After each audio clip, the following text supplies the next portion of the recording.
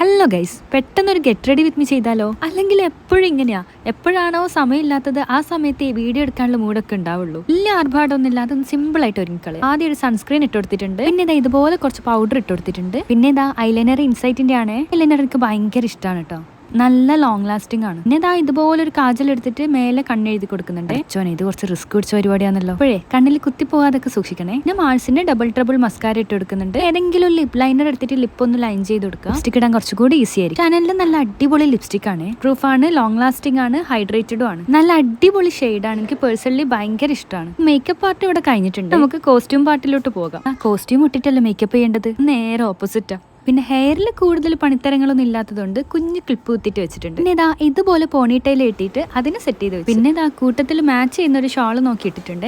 ഇതാണ് final look. ചെറിയൊരു അലങ്കാരത്തിനായിട്ട് ഒരു ബാംഗിൾ ഇട്ട് പിന്നെ ഒരു വാച്ചും കിട്ടിയിട്ടുണ്ട്. ഇത്ര സ്പീഡിൽ ഞാൻ ഒരുങ്ങിയിട്ടുണ്ടോ എന്നുള്ള സംശയം. അപ്പൊ ശരി, ബൈ ബൈ.